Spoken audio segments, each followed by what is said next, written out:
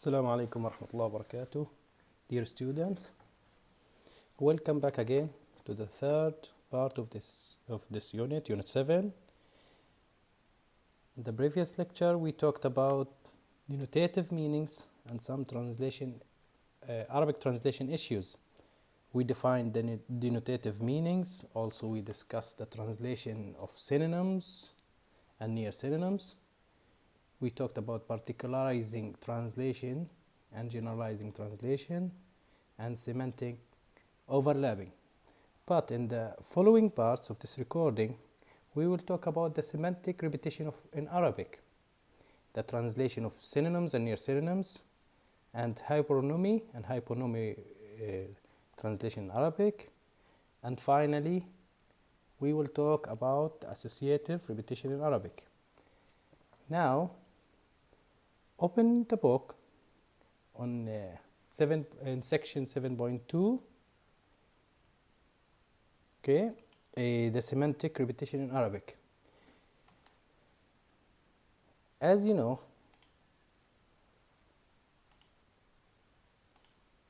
the semantic repetition is a repetition of meaning. So when we repeat the meaning, so it's called semantic repetition. Most basically, this involves the use of synonyms and near synonyms.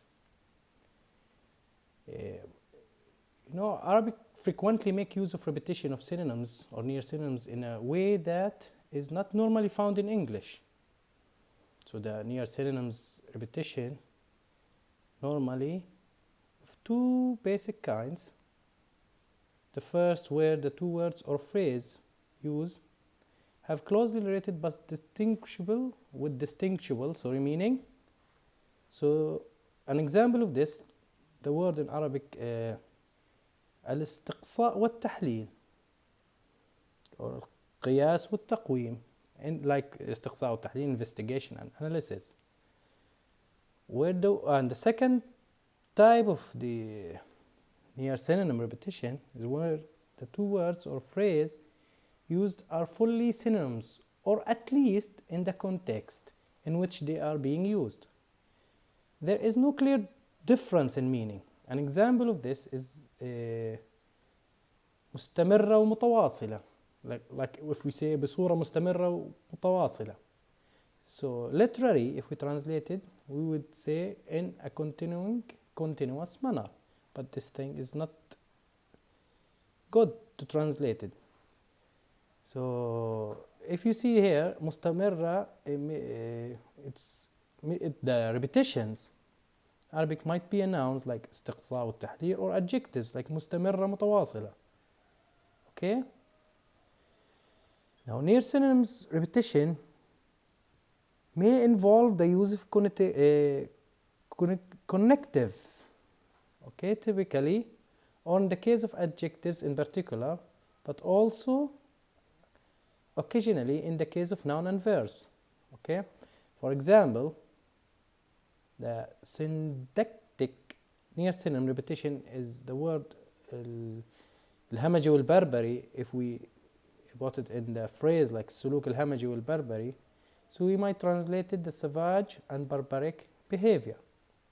Okay, an example of synthetic or near synonym repetition is الجميلات الأنيقات. If we say like the فتيات جميلات أنيقات, literally if we translate it to pretty elegant girls. Okay, so there is several techniques can be used to translate near synonym repetition into English.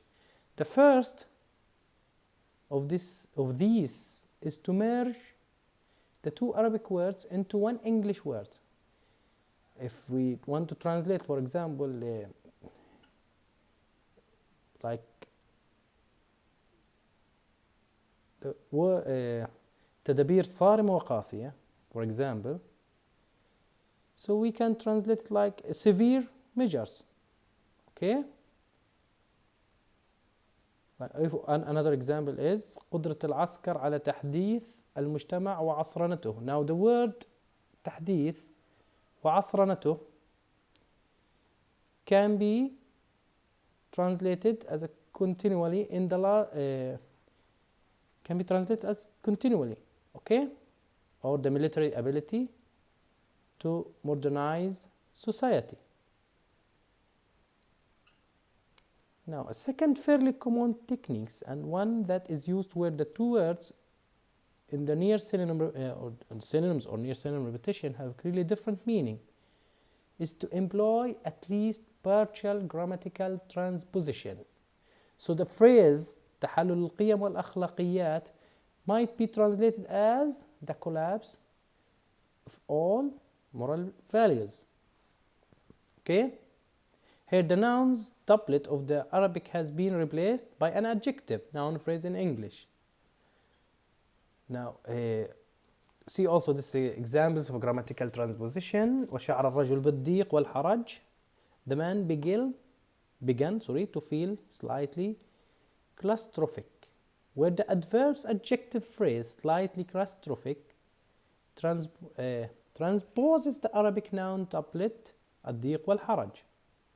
Similarly, لقد أكدت البحوث this is in Arabic أكدت بحوث الجامعية هذه الظاهرة المخلة وتناولتها بالاستقصاء والتحليل. So academic research has confirmed and carefully analyzed this disgraceful phenomenon. Where the adverb participle phrase carefully analyzed transposes the Arabic or oppose or equalize the Arabic استقصاء والتحليل. Okay? Now the first technique that takes into account the potentially emphatic aspect of near synonym repetition is what we shall call semantic distancing. This involves relaying both elements of Arabic doublet by different words in English. Okay? You can find this the following pages. Just a second. Yes, I'm reading here the final two translation techniques that will take account of features of near synonym repetition. Yes, I'm talking here. For example here, yes. For example, وكان منظرها يدهشه ويدهله. Here, the two words يدهل ويدهش are quite close in meaning in Arabic. And so the translation will be Pufflin's turtle. Okay? Now, it's possible to combine semantic distancing with the grammatical transposition. For example, أنا مستمر ومتمسك أكثر من أي وقت مضى بمشروع التوحيد والتجديد. So I remain committed more than ever to the project of unification and reform. Here the adjectival active participle doublet مستمر ومتمسك has been grammatically transposed to verb adjective past participle remain committed. In addition, however, the sense مستمر and متمسك have been distanced more in English version. So in Arabic, the مستمر and متمسك are very related to words in meaning, but in English they have been distanced. Okay. One final technique in translating the near synonym repetition into English is to maintain the same repetition. So if we, an example of this is السلوك الهمجي والبربري. So this savage and barbaric behavior, okay? Because we want to maintain the emphatic if we are talking about a drama.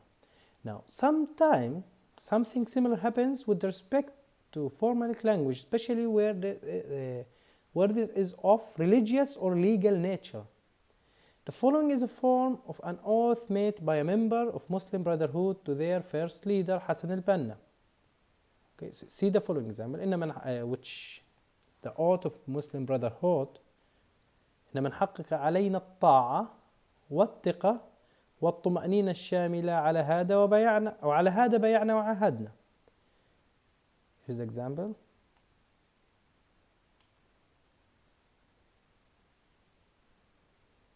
So if we translate that, we'll say that you have the right to our unquestioning obedience, complete trust, and total confidence.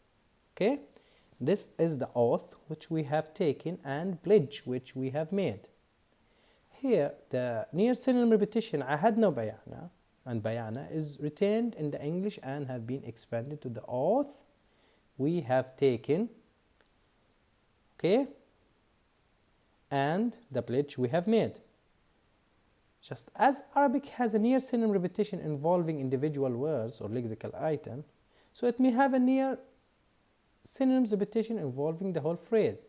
For example, بين الشكل والجوهر، بين الأسلوب أو المضمون، بين التكتيك والاستراتيجية.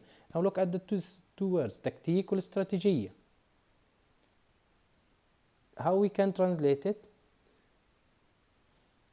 Between tactic and strategy.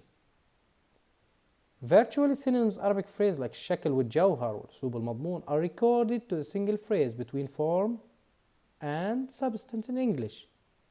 Okay? Now another example is الإجراءات التي تعقد حركة التنمية وتقزم الإنماء. Like the word تعقد وتقزم can be translated with semantic distancing as the very measures that hinder development and stunt economic growth. Okay?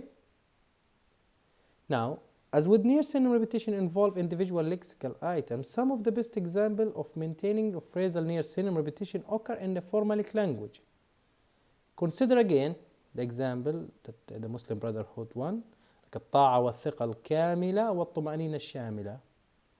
Okay? This phrase has been translated as unquestioning obedience, complete trust and total confidence.